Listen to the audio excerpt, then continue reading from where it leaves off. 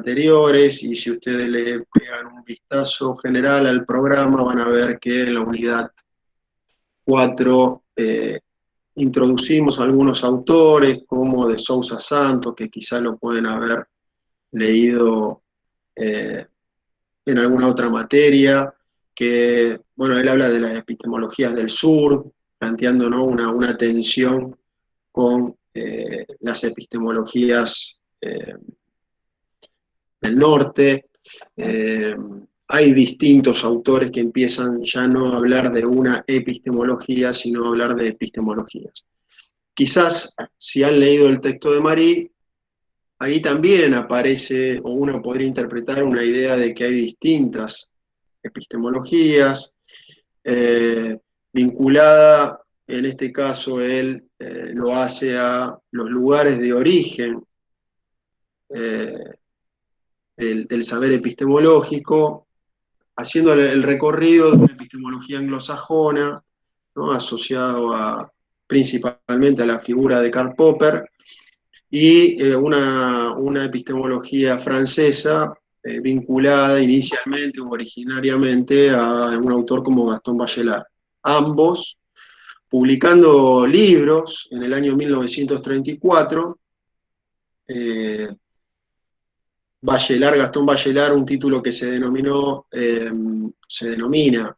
El nuevo espíritu científico, y Karl Popper, una obra que se denomina La lógica de la investigación científica. Esto lo van a encontrar en el texto de Marie, pero lo señalo para que ustedes también puedan ver o pensar en esta discusión o en esta tensión de si hay una epistemología o deberíamos empezar a hablar o podríamos hablar de epistemologías. Eso no es solamente como una pregunta o una disquisición. El texto de Esther Díaz, en algún punto, creo que nos lleva a una etapa anterior, muy breve, que tiene que ver con poder discutir o conversar qué es el conocimiento, ¿no? Qué es conocer, o cuál es la función de conocer, o para qué sirve conocer. Y la autora en algún punto ahí nos señala que conocimiento no debe ser asociado exclusivamente a conocimiento científico, sino que el conocimiento es casi una condición humana, podríamos plantear, y no porque lo plantee solamente Esther Díaz, sino que el conocimiento a veces puede ser un atributo, ¿no?, del ser humano. Algunos lo pueden asociar con esa condición del ser humano de razonar, autores como Semmelmann, ¿no? Y entonces, a partir de razonar, esa capacidad de asombro que tiene el ser humano y que no tiene otro ser vivo.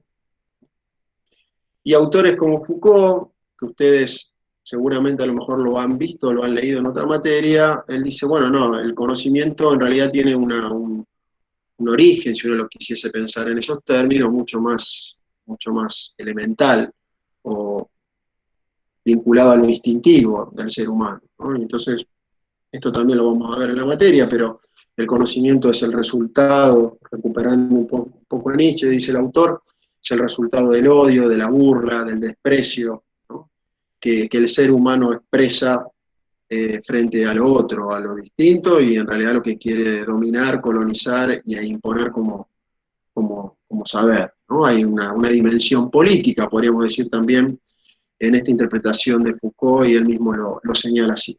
Entonces, digamos, el conocimiento no es propiamente una categoría que uno debiera aplicar al conocimiento científico, sino que conocimiento hay de distintos tipos. Algo han visto ustedes cuando hablaron en el texto de Pardo, cuando Pardo dice, bueno, no siempre fue considerado ciencia el mismo tipo de conocimiento, de saber, sino que fue cambiando con la historia. Hay distintos tipos de conocimiento. La autora Esther Díaz dice, bueno, el conocimiento más común, más general, ha sido el conocimiento vulgar o el sentido común, algo que desde la modernidad, esta parte, incluso los filósofos también han tratado de caracterizar para poder diferenciarse, ¿no?, para poder diferenciar lo que se consideraba el saber privilegiado en términos de Pardo, ¿no? Hubo una necesidad de decir, bueno, esto es doxa, y esto es episteme en los griegos.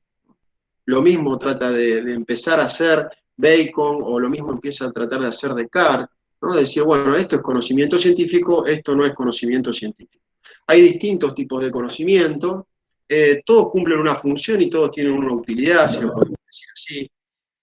Cada uno y cada una de nosotros hacemos uso de distintos saberes, y los seguimos utilizando en la medida que nos funcionan. A eso me refiero con utilidad, ¿no?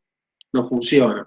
Y por lo tanto, si no funcionan, los utilizamos. A veces sirven para construir, o en general, dicen algunos autores, sirven para construir. El ser humano utiliza el conocimiento para construir una existencia fundada en certezas, ¿no? Donde la incertidumbre no sea la constante y la condición humana. Sería imposible poder haber construido cultura eh, a partir de la idea de que la realidad es totalmente incierta e imposible de controlar, por lo menos desde el punto de vista de lo que pensamos y entendemos, más allá de que eso sea así o no, no importa. No es lo que está acá en discusión, si se puede o no controlar la realidad a través del conocimiento, sino que genera en el individuo o en el sujeto esa posibilidad de conocer. ¿Y para qué? Y por eso el conocimiento mitológico, el conocimiento teológico, el conocimiento filosófico, el conocimiento científico, el conocimiento vulgar. En ese sentido, entonces, la autora primero nos complejiza o nos señala esta idea de la función del conocimiento. Ahora, dentro de ese tipo de conocimientos está el conocimiento científico, y me parece que ahí el texto de Esther Díaz nos permite hacer una diferenciación que también ustedes lo pudieron ver en el texto de Pardo, que es diferenciar ciencia de conocimiento científico. Habitualmente, en la actualidad, o como dice Pardo, si uno piensa en la modernidad, o el concepto de ciencia en sentido restringido, asociamos que ciencia es igual a conocimiento científico, son sinónimos. Sin embargo, el autor nos dice que si uno introduce la variable histórica, ¿sí? Si uno introduce la idea de la historicidad a poder pensar el problema del conocimiento científico, entonces ahí entramos en la necesidad de poder distinguir ciencia de conocimiento científico. El que ustedes vieron la semana pasada, una de las diferenciaciones que hay cuando uno introduce la variable histórica o la dimensión histórica para pensar el problema de producir conocimiento científico, de lo que se ocupa la epistemología, ¿no? Esto ustedes lo han visto y lo ha señalado bastante Cristina Wheeler, seguramente lo ha señalado Roxana. La epistemología se preocupa, se ocupa, se detiene en poder pensar cuáles son las condiciones de producción del conocimiento científico. En realidad, no solamente las condiciones de producción, sino también las condiciones de aplicación, algo vamos a decir ahora a partir de lo que plantea el texto de Esther Díaz, pero es un saber específico, un saber filosófico, para recuperar algo de lo que dice Marie, ¿no? Es un momento específico, es un saber al interior de la filosofía que se ocupa de conocer o de indagar o de problematizar el proceso de producción de conocimiento científico. Ahora, cuando uno introduce la variable histórica a la reflexión epistemológica, entonces aparece la idea de poder pensar la categoría ciencia como saber privilegiado. En ese sentido, bueno, ustedes han visto en Pardo dice, bueno, ¿para qué categoría, para poder interpretar o para poder captar esta diferencia entre ciencia y conocimiento científico, podemos recuperar o utilizar? Bueno, la categoría de paradigma, ¿no?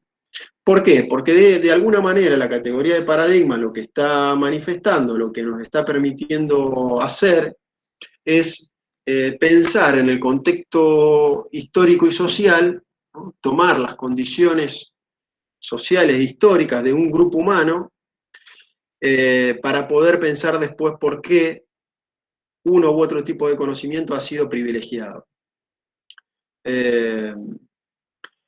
En ese sentido, dice Pardo, bueno, existe un paradigma premoderno, un paradigma moderno y un paradigma posmoderno o actual o tardomoderno. Ahí hay toda una discusión, dice él, en la cual él no se mete con respecto a la disquisición. Sin embargo, lo que a nosotros nos interesa acá es ver cómo él dice, los antiguos, ¿no? La cultura antigua, los griegos, la cultura greco-romana, definió como ciencia la filosofía. El medioevo, aunque está dentro del mismo paradigma, definió como ciencia la teología. La modernidad definió como ciencia, como saber más privilegiado, como saber más útil, como aquel saber que responde mejor a las preguntas y a los intereses de una sociedad, el conocimiento científico. Y en la posmodernidad o en la actualidad se ha perdido el sentido monopólico de la idea de ciencia y en realidad estamos asistiendo, como dirá Feyerabend, a un anarquismo epistemológico. Es decir, no hay o no habría o estaría perdiendo la legitimidad absoluta que venía trayendo el conocimiento científico para poder dar cuenta y explicar la realidad humana, sea humana, natural, social, etc. Eso es un poco una de las cuestiones que nos permite pensar cuando uno introduce la variable de la historia a la reflexión epistemológica. Sin embargo, la otra que plantea Esther Díaz, que no lo plantea de esa manera Pardo, es distinguir ciencia de conocimiento científico y pensar a la ciencia de alguna manera, como lo diría Pierre Bourdieu, si ya lo han visto o lo están viendo, creo que lo estaban dando, lo veían en sociología sistemática con el cambio de plan. No sé si sociología sistemática ha quedado en el segundo cuatrimestre del segundo año, ahí no tengo esa precisión, pero pensar a la ciencia como un campo, ¿no? Un campo social, y el conocimiento científico de alguna manera como el capital o el producto de esas tensiones en ese campo. Es decir, la ciencia estaría vinculado con las instituciones donde se produce conocimiento científico, pueden ser las universidades, pueden ser institutos, pueden ser universidades públicas y privadas, institutos públicos y privados, el Estado, las empresas, los grupos sociales de presión, los individuos que producen el conocimiento, es decir, los investigadores, los detractores del conocimiento científico. Es decir, la ciencia es, dice Esther Díaz, un campo más amplio que la idea de conocimiento científico. El conocimiento científico, podríamos decir, es aquello que ya define, y que también define Pardo, a partir de 7 u 8 o 9 características, de acuerdo a cómo uno las contabilice y qué texto tome, ¿no? Si el conocimiento científico sería este producto que de alguna manera es objetivo, metódico, sistemático, descriptivo, explicativo y predictivo, provisorio, con una pretensión de generalidad, etcétera, etcétera, etcétera. Y la ciencia tiene que ver con un campo de disputa por apropiarse o producir ese conocimiento. Esto me parece que es importante para poder entender, Perdón, sí, no sé si alguien quiso intervenir o yo te decir quería hacer algo. una pregunta. ¿Qué conocimiento el que anteriormente había nombrado vos, el de justamente el campo más amplio del conocimiento científico? Eh, No a recuerdo ver, justo si no entendí la pregunta. vos Repetímela, por recién, favor. sí, recién dijiste que la ciencia Sí. abarcaba un campo más amplio y tenía como una guerra para llegar a un fin que yo no lo escuché porque justo salí de la clase y se me había cortado. Quería saber de qué estaba hablando. No, Disculpame. decíamos que en el texto de Esther Díaz, uno, aunque ella no lo cita a Pierre Bourdieu, que también es un autor que vamos a ver, pero plantea la idea de que la ciencia tiene que ver con un campo, ¿no? Es decir, con un conjunto de instituciones y de actores y de relaciones entre esos actores y esas instituciones, que producen conocimiento científico, que producen conocimiento científico o que pueden estar en contra de la producción de conocimiento científico. Por eso el campo de la ciencia no es algo acotado, ¿sí? No es solamente el producto, podríamos decir, la investigación, ¿sí? Lo que sucede dentro de un laboratorio, lo que sucede con un investigador social cuando se sienta a escribir o a observar algún objeto de estudio, sino que tiene que ver con todo lo que tensiona y atraviesa el proceso de investigar y de producir conocimiento científico. Por ejemplo, si conseguís financiación o no para hacer esa investigación, por qué se financia determinado tipo de investigación y no otra, por qué las ciencias duras como la ingeniería gozan de mayor prestigio que algunas ciencias sociales, o que las ciencias sociales, depende, o dentro de las ciencias sociales, por qué la economía goza de más prestigio que la sociología o que la ciencia política. Digo, son discusiones del campo de la ciencia y no estamos contraponiendo si la teoría marxista o el estructural o el materialismo histórico explica mejor que la teoría keynesiana el capitalismo. No estamos haciendo una evaluación en términos lógicos, empíricos, sino que entran en juego fuerzas y tensiones y relaciones que exceden a esa disputa. Y esas disputas son disputas también que la epistemología debe atender o atiende. Por eso la variable histórica. No es lo mismo producir conocimiento científico en el siglo XXI, en el contexto de esta pandemia, que producir conocimiento científico a principios del siglo XX, que haberlo producido en el siglo XVII o en el siglo XVI. No es lo mismo, ¿sí? Si bien uno podría decir que en estos 500 y pico de años hay una característica que se replica, se repite y se reproduce con relación al conocimiento científico, principalmente cuando hablamos de las ciencias fácticas, como dice Pardo, que es que debe haber una relación o que debe haber dos fuentes que son inescindibles al momento de producir conocimiento científico, que es la relación entre razón y empiria, ¿no? Y es lo que permite poder pensar en teorías científicas. No es lo mismo producir una teoría científica en el siglo XVI que producir una teoría científica en el siglo XX.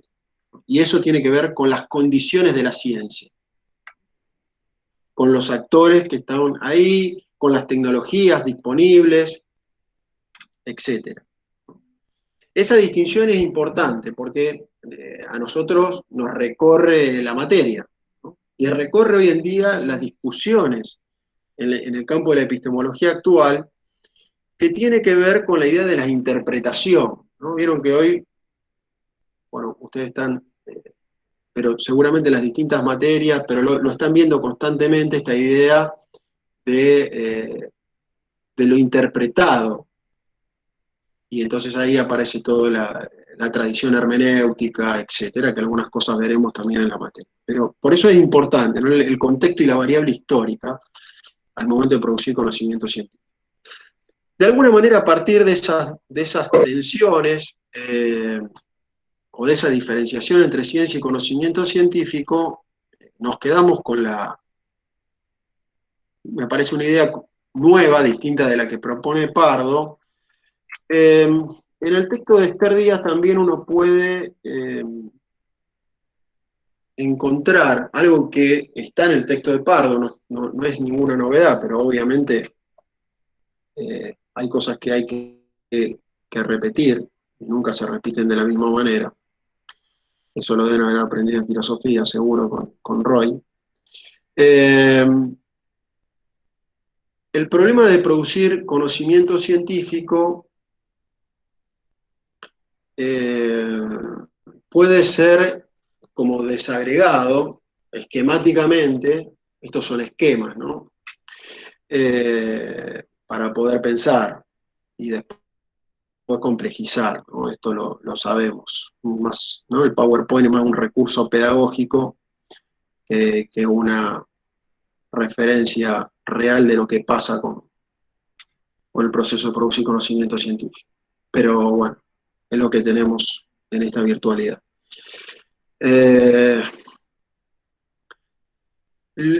Lo que plantea Esther Díaz, y también plantea Pardo, es, bueno, la epistemología se ocupa en el proceso de producir de conocimiento científico de tres contextos que uno podría asociar a tres problemas, o a tres problemas o a tres grandes preguntas. De esto no hagan un dogmatismo, ¿no es cierto? Se los pediría, por favor, cosas que nos gusta hacer. Somos dogmáticos porque necesitamos certeza, ¿no? Uno dice, con esto apruebo. No es así. La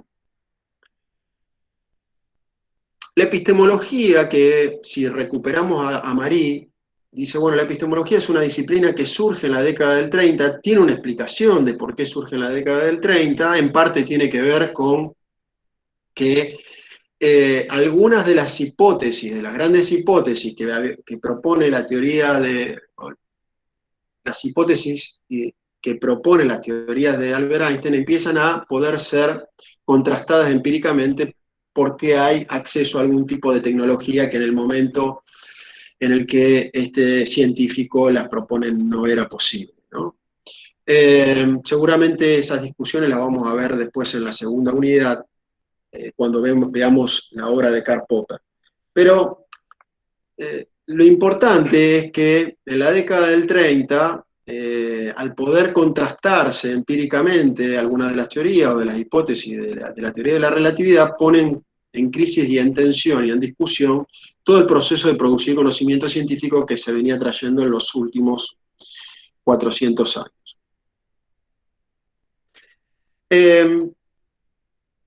En un primer momento, la discusión más importante o la que tuvo mayor registro en el campo epistemológico fue la pregunta o el contexto de lo que se denomina el contexto de justificación, es decir, cómo producir conocimiento verdadero. Digamos, esa era como de alguna manera la pregunta, o si queremos correr el criterio de verdad, o correr un criterio de verdad que algunos autores dicen, bueno, es más de tipo filosófico que epistemológico, es decir, cómo poder producir conocimiento objetivo. La pregunta directamente se refiere a la cuestión del método, ¿no?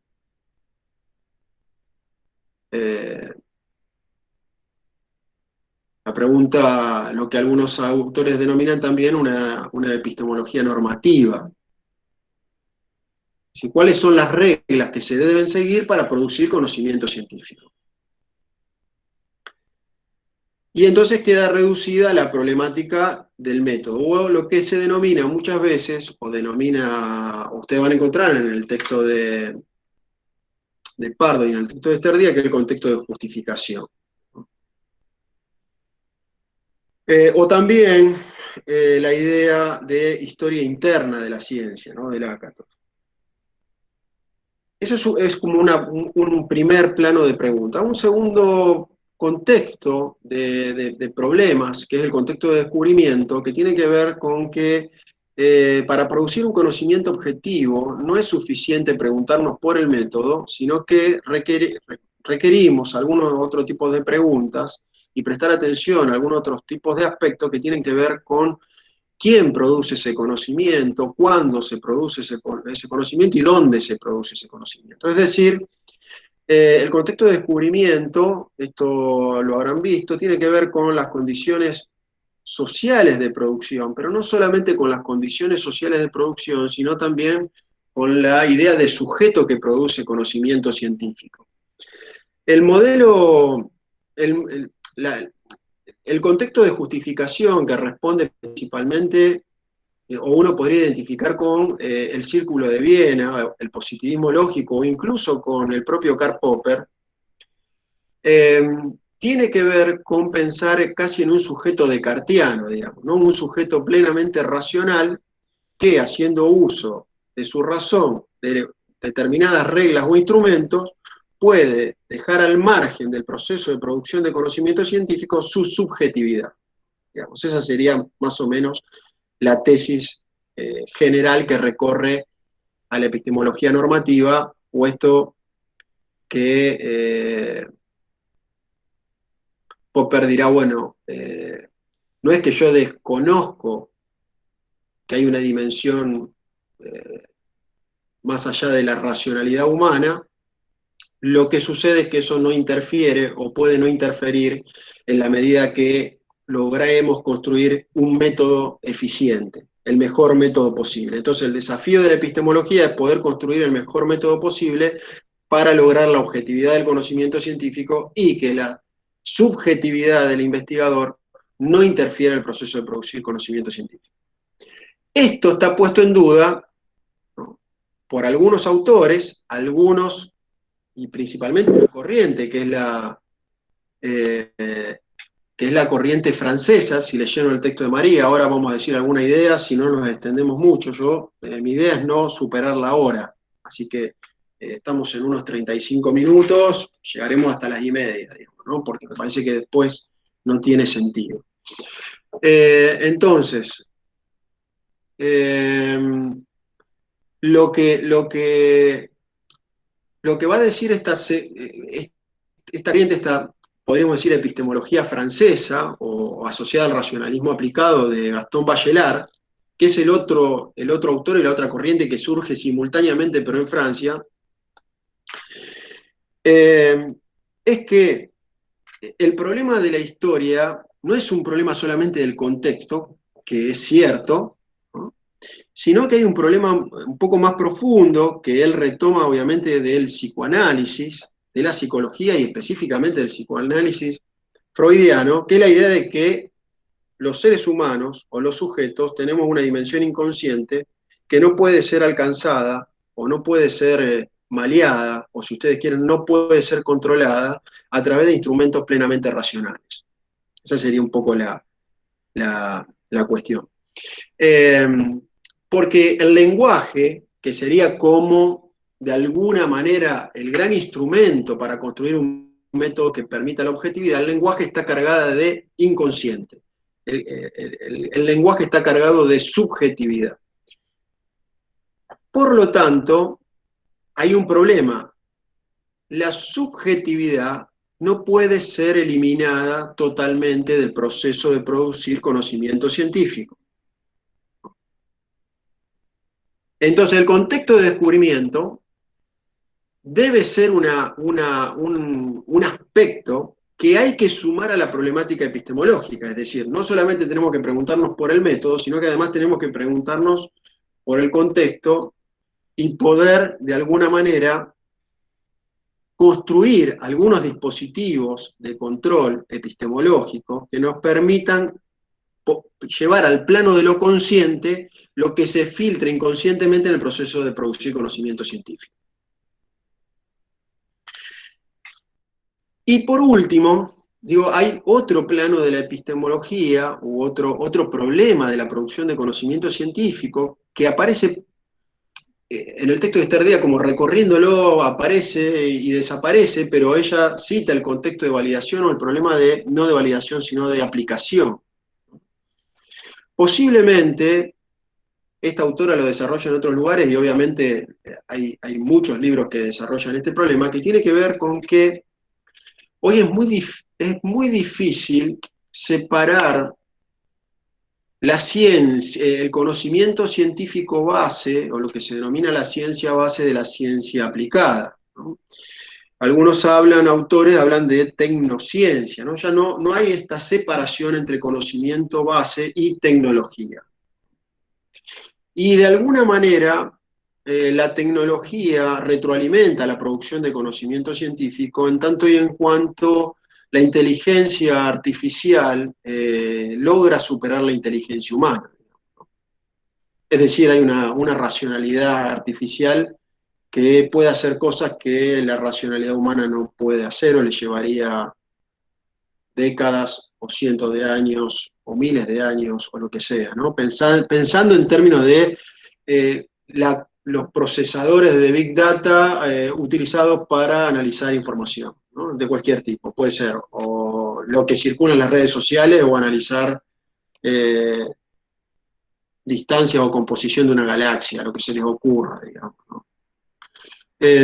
Esto genera una nueva pregunta, no es una nueva pregunta porque es una pregunta que está siempre en el campo de la epistemología, uno podría rastrearla en la escuela crítica alemana, que también lo vamos a ver en la unidad 3, si no me equivoco. Ahora estoy un poco confundido, hemos cambiado las unidades del programa, pero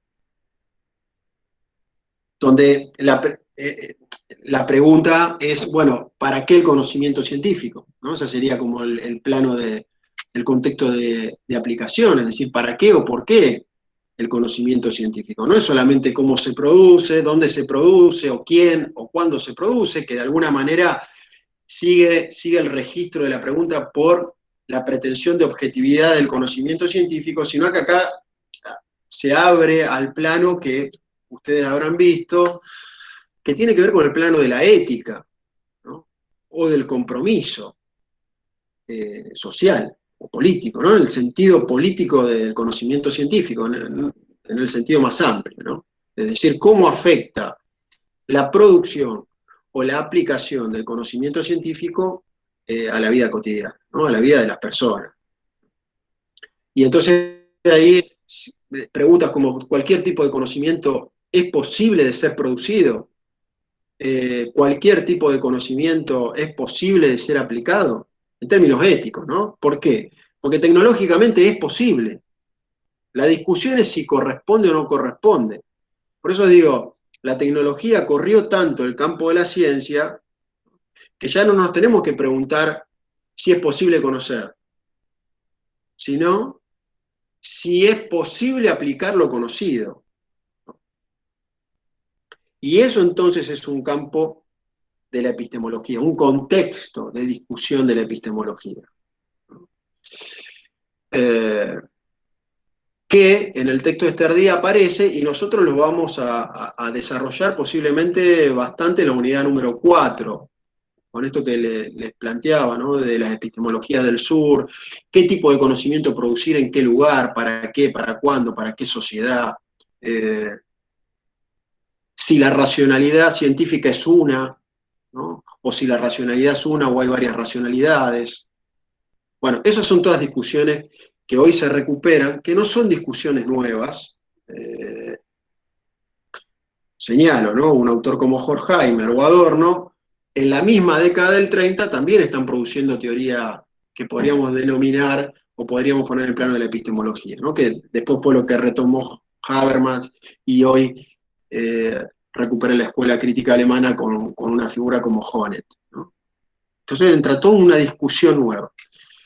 Bien, no sé si hay alguna pregunta con relación a esto. Profe, Más o menos, no hagan preguntas difíciles, hagan preguntas que pueda responder. profe, buen día. Yo tenía dos dudas.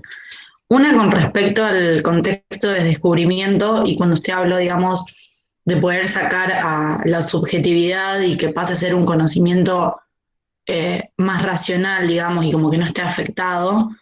Mi duda es, porque lo habíamos charlado en la otra clase también, que uno habla de que es muy difícil, por lo menos en el ser humano, hacer esa división y que siempre está presente la subjetividad.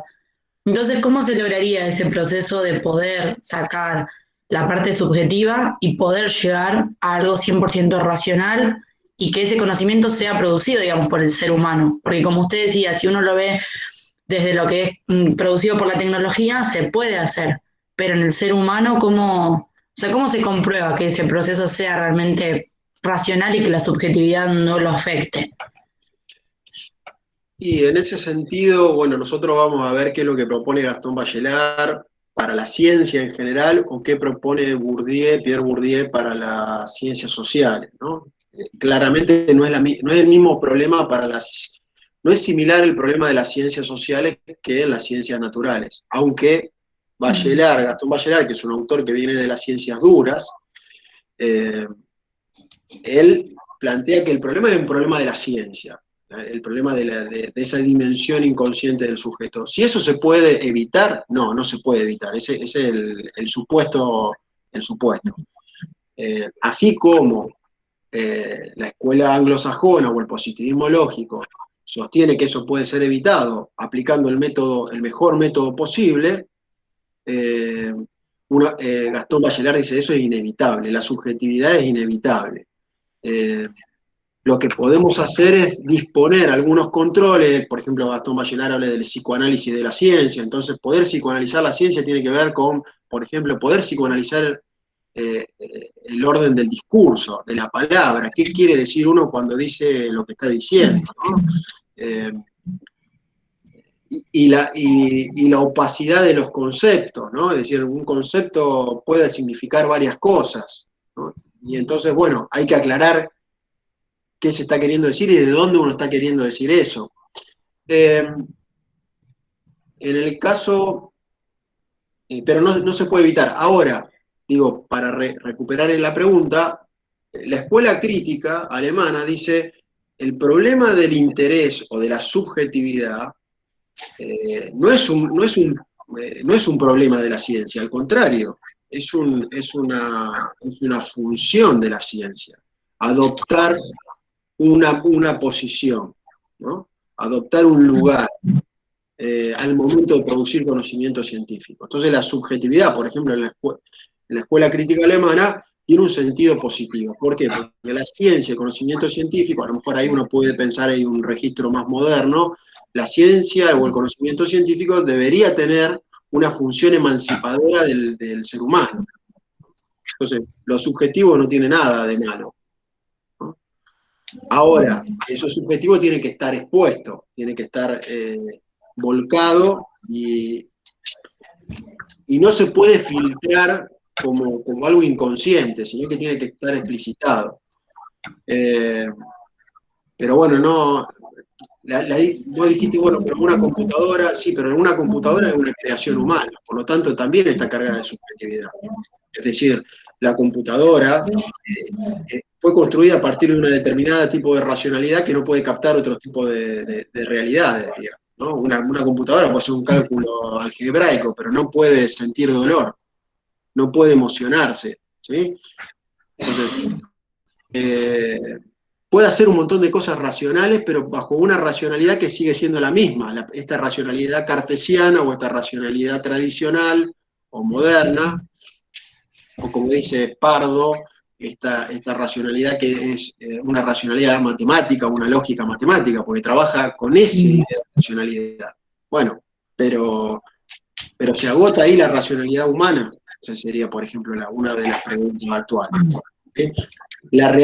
No la racionalidad, la realidad humana se agota en la interpretación racional matemática que propone la modernidad y que, por ejemplo, propone el positivismo lógico. Bueno, esas son las discusiones que empiezan a aparecer en el siglo XX. Claro que esto tiene que ver, como dice Pardo, que no podemos desatenderlo, que son preguntas que tienen que ver con cómo el ser humano, las sociedades hicieron uso del conocimiento científico. O sea que ahí aparece claramente nuevamente el contexto de descubrimiento, ¿no? Si la fisión del átomo vos la usás para producir energía eléctrica, o la usás para hacer una bomba atómica, aparece esta idea que la deben haber hablado con Cristina de la ciencia como un martillo, ¿no? Sentido instrumental de la ciencia. Claro. Eso tiene que ver porque el conocimiento científico fue aplicado, ¿no? Esto de lo que habla Esther Díaz, el contexto de aplicación. Ya no es la pregunta si es posible o no, o qué tan objetivo es el conocimiento científico, sino además hay otro problema, digamos, ¿cómo se aplica eso? Claro, sí. ¿No? Ahí sería más o menos. Obviamente, en la unidad 2 o 3 creo, vamos a desarrollar un poco más la obra de Tom Bachelard y la obra de Bourdieu y de Foucault también, y ahí vamos a poder encontrar algunas herramientas de control, como dice Bachelard, epistemológico de la subjetividad en esa dimensión inconsciente, o, como dice Bourdieu, en las ciencias sociales se nos mete el inconsciente social al momento de producir conocimiento científico. ¿Cómo poder controlar eso? ¿No? Entonces, es un socioanálisis de la ciencia. Genial, profe, sí, justo le iba a preguntar eso, digamos, es como que la ciencia tiene que estar constantemente en análisis o sometida a ese tipo de práctica para ir erradicando, digamos, la subjetividad o ir viendo o moderando a lo mejor cómo sean las diferentes subjetividades dependiendo de quién produce el conocimiento. Sí, o revalorizando la subjetividad, Genial. depende, ¿no? Muchas Porque gracias. claro, porque ahí aparece toda la discusión, no me quiero distraer, pero aparece toda la discusión que ustedes, hay un texto que es la idea del giro lingüístico, ¿no? Y bueno, uno probablemente deben haber escuchado, los docentes, o han leído en los congresos, o en sus lecturas, la idea de la interpretación, la vuelta de la interpretación, ¿no? La vuelta de la interpretación es la recuperación de la subjetividad, ¿no? Y entonces lo subjetivo empieza a ser connotado de otra manera, no es tan malo. O en todo caso, como pregunta, ¿no? No es tan malo en términos de producción de conocimiento científico. Hay un contrapunto real entre la subjetividad y la objetividad. Digamos, son preguntas que la epistemología está tratando de dar cuenta. Obviamente que cuando nos metemos en el campo de las ciencias sociales, eh, las preguntas toman otras dimensiones y otros alcances, ¿no? Eh, ¿Puede haber un cientista político descomprometido socialmente? No sé, pregunto, así como preguntas así más generales, ¿sí? ¿Se puede ser un técnico solamente? Y bueno, por ejemplo, Bachelard te diría no, porque la subjetividad tuya está, algo aparece ahí, incluso hasta inconscientemente. Eh, lo mismo te diría Bourdieu, ¿no? Pero bueno, no quiero hacer reduccionismo de los autores, ni banalizar tampoco a los autores, ni hacerlo demasiado esquemático, sino más o menos poder poner a pensar los contextos en los cuales la epistemología trabaja, o las epistemologías trabajan, ¿no? Eh, Bien, nos quedan 10 minutos, porque pienso cumplir con lo que les había planteado. Bueno, hay una cuestión ahí que seguramente ustedes habrán visto, que es la discusión en las ciencias sociales, con la idea de si hay un solo método o un método único para producir conocimiento científico en la ciencia fáctica. Esta idea de ciencia fáctica y ciencia formal ustedes lo han visto en el texto de Pardo, ¿no? Es decir, si leyeron el texto, dice, bueno, las ciencias formales son aquellas que no tienen un objeto empírico, que no puede ser medido, cuantificado, observado, aprendido, ¿no? De la aprehensión, y él pone, bueno, la matemática y la lógica estarían en ese tipo de saber, y después están todas las otras ciencias fácticas donde aparecen las ciencias naturales y las ciencias sociales, en términos muy generales, que son aquellas ciencias donde hay un objeto observable, algo que está en el plano del mundo sensible, si ustedes quieren decirlo de esa manera. No quiero profundizar mucho esto porque entiendo, o me dirán ustedes si han visto algo de esta discusión. Igualmente esto se va a profundizar la semana que viene, pero lo dejo planteado porque si uno tuviese que ubicar la discusión con respecto al método, uno podría decir, bueno, la discusión con respecto al método estaría ubicada en el contexto de justificación, ¿no? Es una discusión en ese plano, es decir, ¿hay un solo método para conocer científicamente? Eh, bueno, lo más común y lo más tradicional y lo que seguramente han visto y han traído de algún lugar, que es que los positivistas dicen, hay un solo método, ¿no? El monismo metodológico. Esta idea de, bueno, el método de la ciencia es uno, tanto para las ciencias naturales como para las ciencias sociales. Esto tiene que ver con que se parte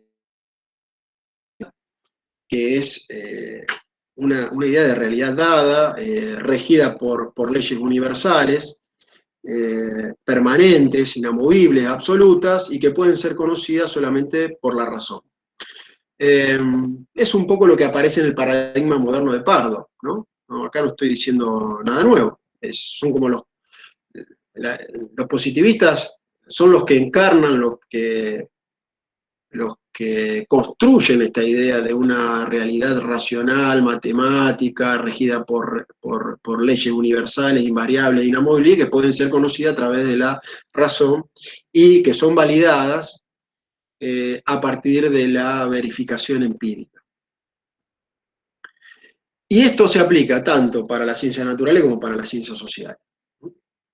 Autores que se ubicarían ahí, de los que nosotros conocemos hasta este momento de la carrera, creo que ustedes conocen a Augusto Comte y a Emile Durkheim, digamos, los más conocidos.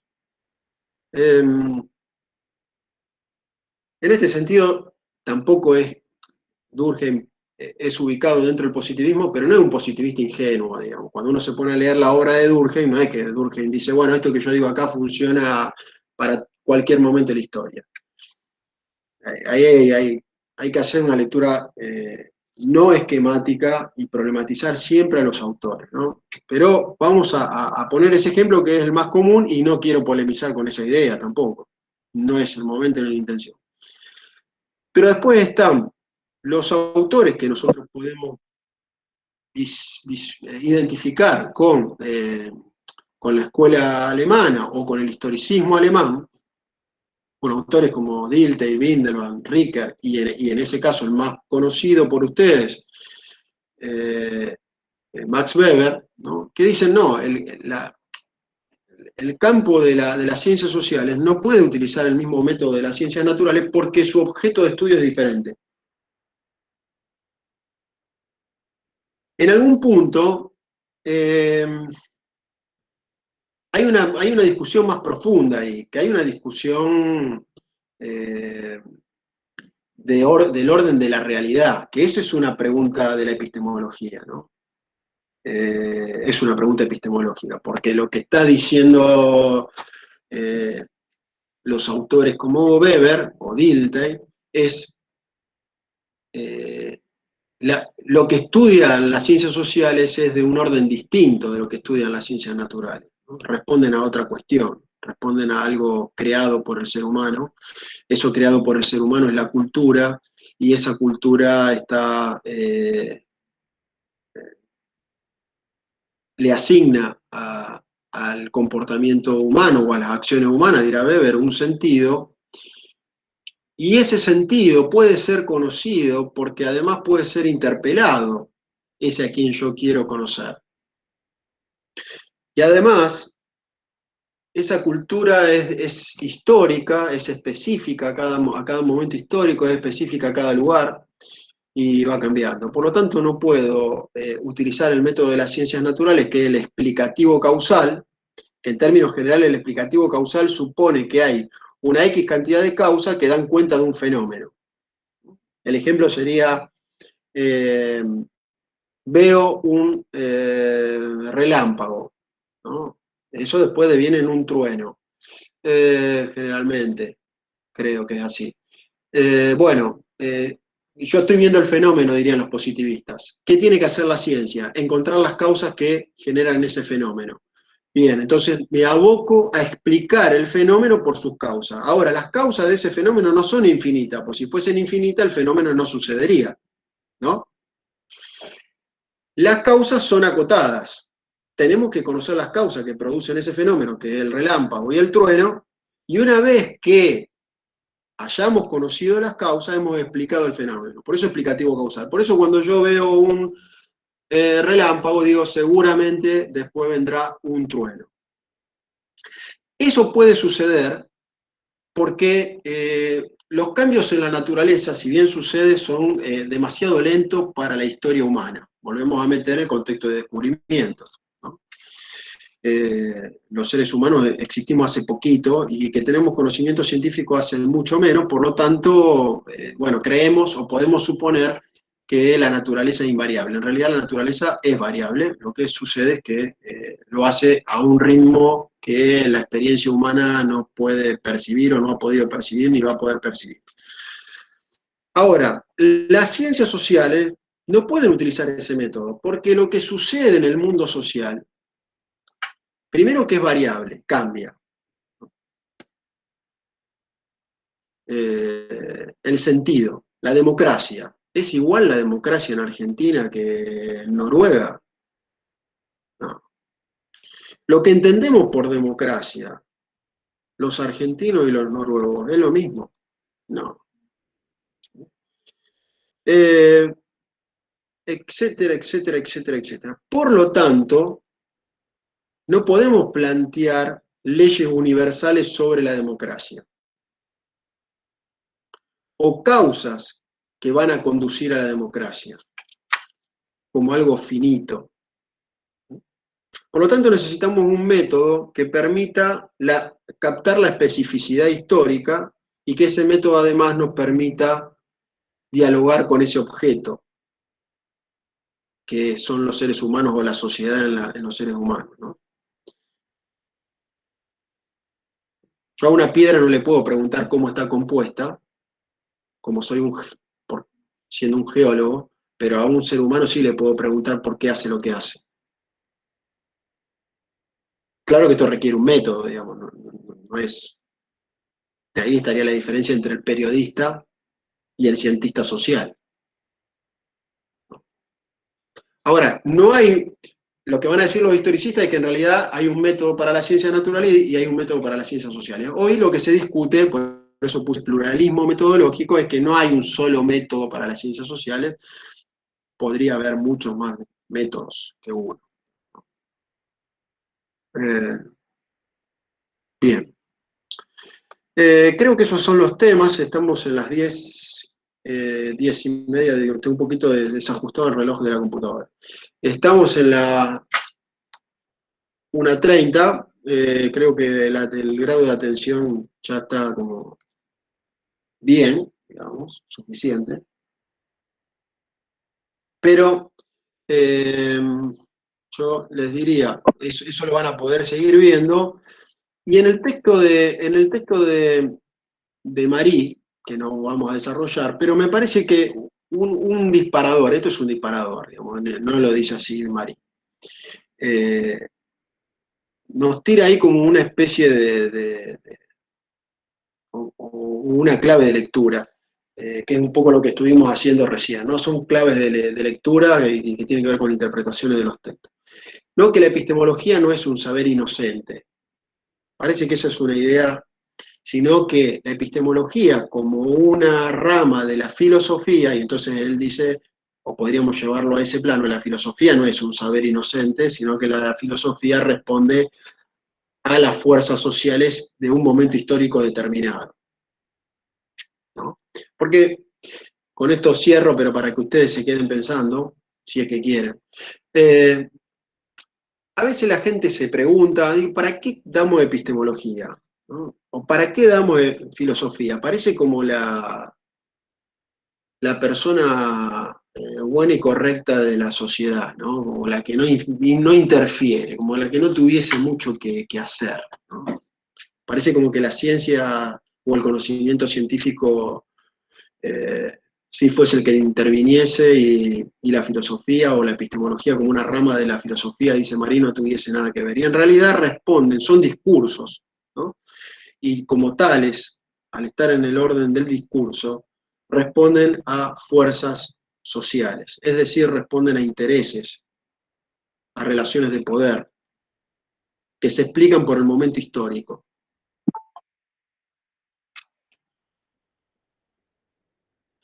Entonces, él ahí plantea una secuencia, dice, bueno, en la modernidad uno podría pensar el paso de la teología como una rama de la filosofía, y en eso seguramente está pensando la escolástica, que lo han visto ustedes en Teoría Política 1, ¿no? Cómo se va mezclando o complementando el pensamiento clásico, platónico, aristotélico con el tomista o agustiniano, y así sigue. Después dice, bueno, la aparición de la metafísica, como otra rama dentro de la filosofía. La aparición no, es decir, el predominio. A eso, esa sería la palabra más correcta. Después el predominio de la teoría del conocimiento y por último el predominio de la rama de la epistemología. Si uno lo piensa brevemente en términos políticos, como él lo plantea, o en términos de fuerzas sociales, Bueno, la teología responde a un tipo de sociedad organizada y coordinada por el sistema feudal y la iglesia medieval como institución dominante, responde a toda una serie de intereses políticos, económicos y culturales. Por eso la teología o la escolástica, como expresión de esta, es la que más valor o poder tiene. Después la metafísica, que uno podría pensar, bueno, él menciona Kant, ¿no? Y esta idea de construir una ética universal, que también lo plantea el texto de Pardo, ¿no? Es decir, la necesidad de fundar una ética universal, que en realidad está asociada a la necesidad también de fundar el Estado, ¿no? Bueno, ustedes lo han visto en los contractualistas, ¿no? Esta necesidad de encontrar esos valores supremos que nos permitan a todos conducirnos a establecer una moral o ética universal. Esto está en el texto de Pardo. Entonces, bueno, la metafísica ahí tiene que ver con lo trascendental, tiene que ver con algunas ideas y con algunos problemas, y bueno, lo que ustedes habrán visto en Kant, en eso no me voy a meter porque no soy especialista en Kant, y hasta ahí me parece que, pero que es suficiente para poder entender lo que está planteando el autor. Después la teoría del conocimiento, ¿no? Que ahí ya responde a la necesidad de poder pensar qué es producir conocimiento científico, principalmente, ¿no? Al dominio de la tecnología, o si se puede conocer, y qué se puede conocer, más que nada vinculado a esa dimensión empírica, asociado al momento de revolución industrial, un poco va por ahí, y después dice, bueno, la epistemología, ¿no? Donde ya está consolidado el conocimiento científico como saber predominante y privilegiado, y entonces la filosofía indaga sobre las posibilidades de producir un conocimiento objetivo. Y de ahí todo lo que estuvimos viendo. Pero, digamos, esa es una clave de lectura. Ustedes pueden hacer otras claves de lectura que no necesariamente tienen que acordar con esa. Lo interesante es esto, más que nada, ¿no? Pensar que la epistemología no es un saber que no impacta en la realidad, sino que es consecuencia y reproduce una realidad, ¿no? Funcional. O no, también puede ser contestataria, si no pareciera, si no es determinismo, ¿no? Y no es la idea. Bueno, no sé si hay alguna duda o pregunta. Bueno, en realidad hicimos 1 hora, porque arrancamos y 37, pero bueno, ya estamos, por mi parte. No sé si Profe, sí, quería saber sí. si te podía hacer una consulta con respecto a lo que estuvimos viendo antes del contexto de aplicación y demás. En primer lugar, si el tema este de la subjetividad está dentro del contexto de justificación o entra ya lo que es el contexto de descubrimiento. No me quedó claro en cuál de los dos contextos o si en los dos. No, en los dos. Lo que sucede es que, a ver, yo cuando digo contexto de justificación, lo que supone el positivismo lógico, el Círculo de Viena, o lo que supone Popper, entre otros autores, cito a Popper porque es el que cita a Marie, y el que también cita a Esther Díaz principalmente, y el que nosotros vamos a ver en la unidad 2.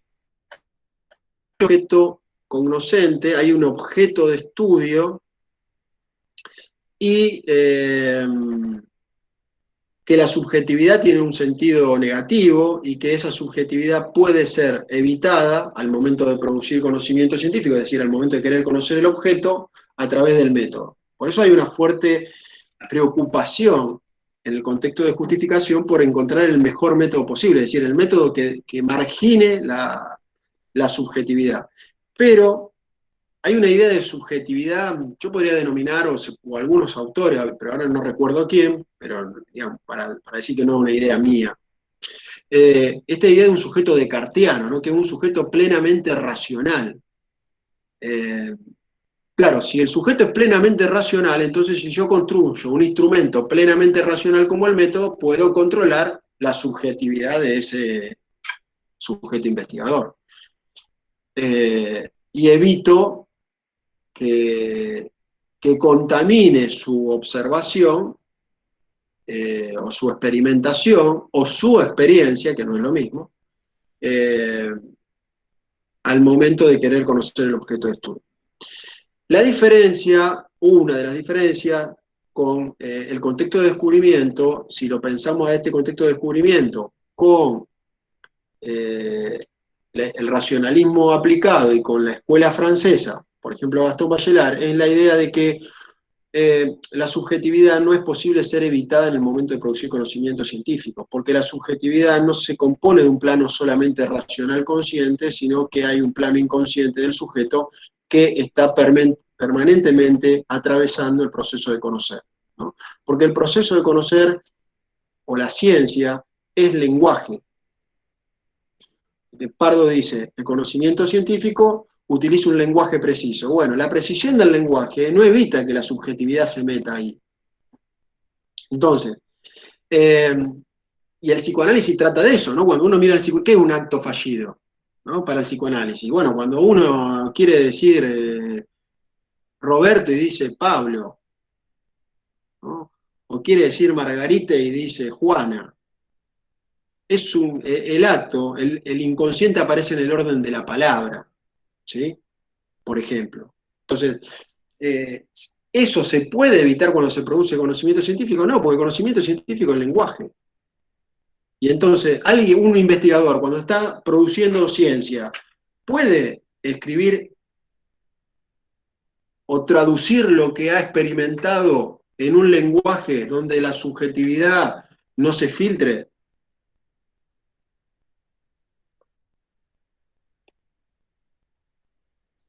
O, dice Bachelard, ¿por qué el fuego es masculino y el agua es femenino? Esa discusión la resuelve un investigador. ¿Por qué al fuego se le asigna sentido masculino y al agua se le asigna sentido femenino? ¿Es un problema que se resuelve aplicando el método explicativo causal? No. Entonces, Bachelard toma ese ejemplo recuperando la tradición freudiana en un punto y recupera el sentido del fuego y del agua asociado al rol femenino y masculino en el acto sexual, dice él.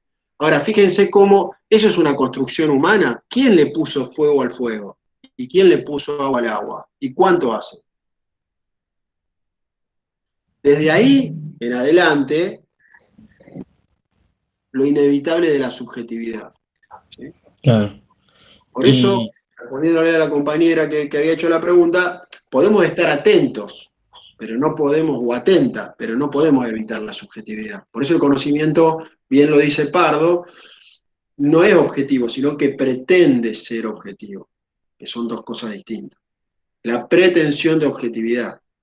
Un investigador siempre trata de que ese conocimiento no sea lo que él o ella quiere decir, no sea una apreciación subjetiva, o vuelvo a lo que decía Esther Díaz, desde el sentido común, hay una pretensión de que esto pueda ser expuesto a una crítica sistemática por parte del resto de la comunidad científica. Bien, profe, gracias. Y dentro del contexto de aplicación, para ver si entendí bien, la problemática central es averiguar para qué o cómo va a afectar ese conocimiento producido en la vida, en la sociedad. Ese es el problema, ver qué ¿Cuáles son puede los llegar. alcances? Sí, sería cuáles son los alcances de la aplicación o de la producción de ese conocimiento. Bien. Hoy, por ejemplo, una discusión es,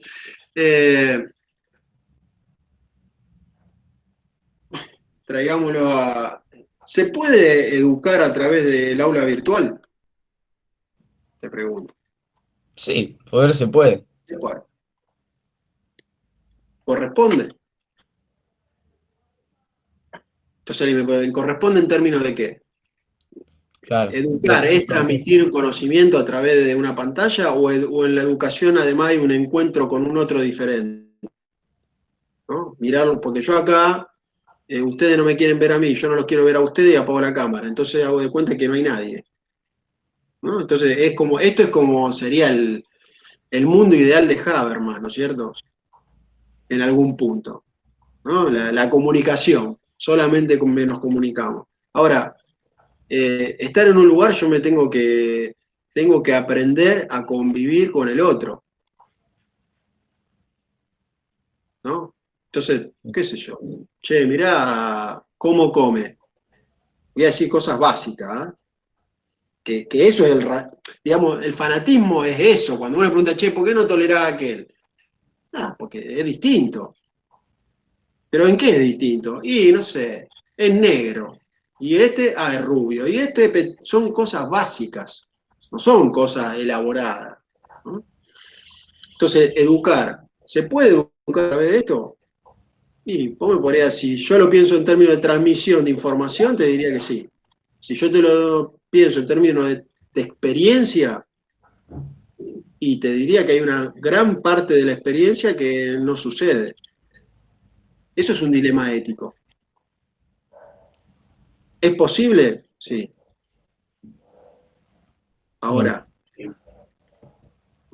y eso llévenlo al campo de la política también, ¿no? Es decir, ¿qué es eso? ¿Cómo afecta este tipo de educación en términos sociales? No sé a ustedes qué les pasará, pero no, es como que uno, el estar retraído en tu casa también hace que cuando uno salga afuera, ¿no? Que eso es también educar, ¿no? Te encontrás con otra realidad, te encontrás con un otro, ¿sí? Cosa sencilla, tenés que darle paso a alguien para cruzar la calle. ¿Sí? Sí, gracias, profe.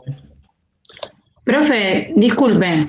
Sí. Bueno, con la explicación que dio recién me quedaron como más claras algunas ideas que fui anotando, pero seguía pensando en esto, digamos, de la subjetividad y la objetividad. Y, por ejemplo, si cuando un filósofo, digamos, un autor nos propone una idea sobre un concepto, lo que sea, y a ese concepto lo denomina como objetivo, Sí.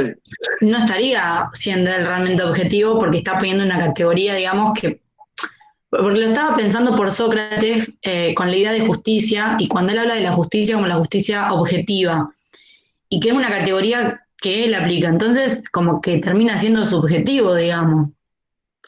Bueno, por eso, sí, por eso es interesante que lean el texto de Mari, porque él recupera, dice, bueno, la filosofía que nosotros vemos en los griegos respondía a un interés, ¿no? Claro. Es decir, respondía a validarse, a validar un sistema social, a validar una estructura social y a validarse el mismo que enuncia ese discurso. Sí, aparte cuando dice que unos nacen para mandar y otros para obedecer, y la justicia natural, digamos, y por ahí a lo mejor como un artificio, digamos, con esos intereses de decir, bueno, yo nací para mandar y vos me tenés que obedecer. Y es un artificio. Porque Genial. Platón es el que hace filosofía. Claro, sí, sí. Y Platón entonces él dice, no, el mejor es el rey filósofo, que no va a llegar nunca, pero bueno, por algo si lo pudiese inventa ser yo, Sócrates. ¿no? Faltaría que dijese, si pudiese ser yo. Sí, bueno, Sócrates, en Sócrates es como que él se refleja. Pero ahí también entra la discusión, nosotros, digo, llevemos esa discusión a la actualidad. Nosotros que estamos en el campo de las ciencias sociales podemos decir, che, no, la realidad de la cosa es esta. También, esa es la mirada. Sí, bueno, Claro. porque en un momento fue la filosofía, en otro la metafísica, en otro hoy es la epistemología porque la ciencia del conocimiento privilegiado.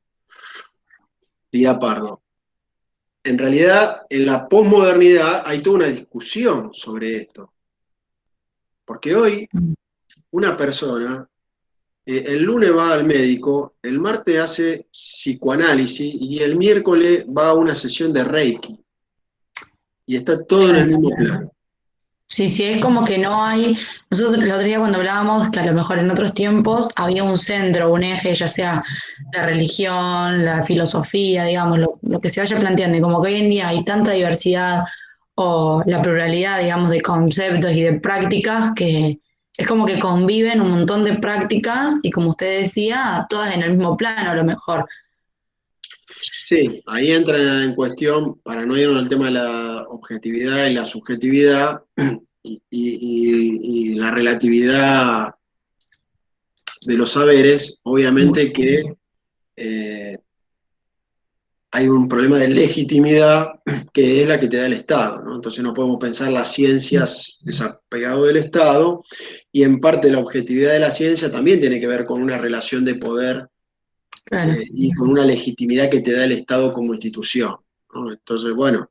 Profe, disculpe, Sí. eso tendría que ver, digamos, como por ejemplo, que hoy en día, cuando uno estudia ciencia y demás, estudiamos lo que está institucionalizado y no, por ejemplo, las terapias alternativas o como usted antes nombró el Reiki y demás, que son consideradas hoy en día terapias alternativas y no están institucionalizadas, digamos, y no se consideran ciencia, digamos, porque es algo alternativo. Sí, pero también es muy llamativo, porque uno podría, que no es lo que Pardo dice, pero uno podría decir, bueno, supongamos que Pardo estuviese diciendo esto, bueno, el conocimiento científico perdió el monopolio de la verdad, ¿no? Para decirlo de alguna manera. Perdió el monopolio de la verdad, de ordenar el mundo, que es el sentido del conocimiento, ¿no? Y aparecen otros tipos de saberes que le disputan legitimidad en la sociedad. Ahora, uno ve, por ejemplo, en el campo de la salud, que es un campo que más o menos conozco, en cuanto a las discusiones epistemológicas, es que hay saberes que son ajenos a la ciencia, que pretenden ser científicos y pretenden impartirse en la universidad. Entonces, por ejemplo, el yoga, ¿sí? Que responde a otra idea de realidad, porque el yoga supone que hay una realidad, como lo piensa una realidad sensible, pero también hay una realidad suprasensible, ¿no? Y piensa una idea de espiritualidad, que el conocimiento científico y la modernidad desconocen. O sea, no la reconocen como parte de su campo. Claro. No es que dicen, no existe lo espiritual, pero no tiene que ver con lo nuestro. Por eso ciencia es razón más empiria. ¿Se puede experimentar el espíritu, el alma? No. Entonces no es ciencia. Ahora, hay saberes como el yoga que pretende o es reconocido en algunas universidades. Entonces vos decís, ¿qué transó, vamos a decirlo así, el yoga para poder ser convertido en conocimiento científico? Por ejemplo, sería una pregunta, no estoy afirmando. Sí, sí, como que aparece un dilema, digamos. ¿No? ¿Qué transó el campo de la ciencia para aceptar un saber que no le era tradicionalmente propio? Genial. Esas serían preguntas, digamos, no estamos haciendo afirmaciones de ningún tipo. Genial, profe, sí. Ahí me quedó mucho más claro. Y lo último, pero no tiene nada que ver con los temas, quería saber, ¿su nombre es Gustavo Silva? Sí. Ah, genial. Porque yo Están las clases los correos de mail, ¿no? Ahí en el aula, en algún lado están, ¿no? Sí, pero como está con la cuenta del Meet, aparece Meet FC Polit, entonces Bueno, le dejo mi correo por cualquier para duda. anotarlo. No sé si está. Sí, este es el correo, la dirección de donde hacemos el Meet. Ese es mi correo, si necesitan hacer alguna consulta o pregunta, y bueno, sí, mi nombre. Genial, muchas gracias, profe. Bien, no sé si hay alguna otra pregunta o consulta.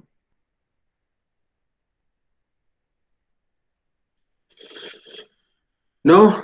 Bueno, de no ser así, que tengan un buen fin de semana. Para aquellos que son creyentes, felices Pascua. Para los que no, un muy buen fin de semana largo. Nos estamos viendo, cuídense. Chao, profe. Chao, hasta luego. Nos vemos, gracias. Hasta luego.